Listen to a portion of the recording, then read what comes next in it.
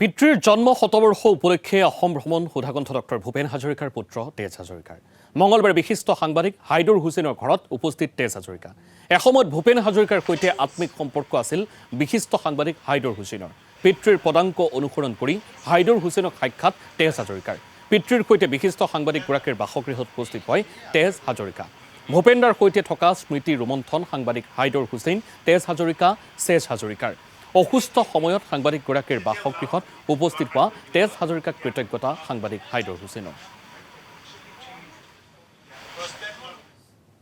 First of all, very happy to be able to see him, and I've met him before, and I've heard so much about him. So we wanted to make a courtesy call, given that he has some health issues. So we're just happy to connect with him.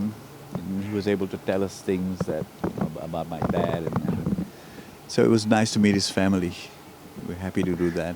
তেজৰ লগত মোৰ গভীৰ আত্মীয়তা বিশেষকৈ নাছিল, কিন্তু তেওঁ মোৰ অসুস্থতাৰ খবৰ ল'বলৈ উদ্যোক্তাসকলৰ বিশেষ নেশৰ কৰ্মকৰ্তাসকলৰ তাগিদাতে হওক, কাৰোবাৰ মুখত শুনিয়ে তেখেত হয়তো প্ৰয়োজনবোধ কৰিলে। যি নহওক তেওঁ আহিল, তেওঁ যি নহওক আমি যদিও তেওঁ অসমীয়া তেওঁ শিকা নাই, তথাপিতো আৱেগিকভাৱে আজি ক'লে যে মই এবাৰ ঘৰলৈ অহা যেন পাইছোঁ। কথা প্ৰসংগত আজি ক'লে যে মোৰ এখন ঘৰ বুলি আজি আৰু নতুনকৈ অনুভৱ হৈছে।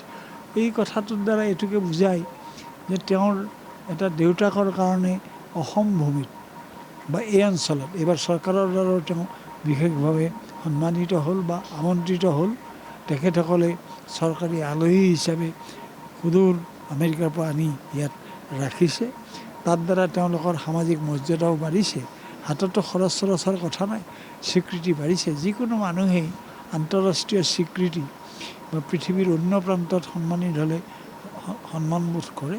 গতিকে তেজ হাজৰিকা অহাৰ কাৰণে মই নিজেও আনন্দিত হৈছোঁ আৰু মই নিজে সন্মানবোধ কৰিছোঁ। যি নহওক তেওঁক ভাবিলে আমাৰ এই ল'ৰা ভূপেনদাৰ ল'ৰা, আমি যদি ভূপেনদাৰ লগত ইমান আৱেগিক সুধাকণ্ঠৰ লগত ইমান আৱেগিকভাৱে এটাচ্ড হ'ব পাৰোঁ, তেওঁৰ সন্তানটোৰ লগত অন্ততঃ আপেক্ষিকভাৱে কম হ'লেও আমাৰ আত্মীয়তা আৰম্ভ হ'ব পাৰে।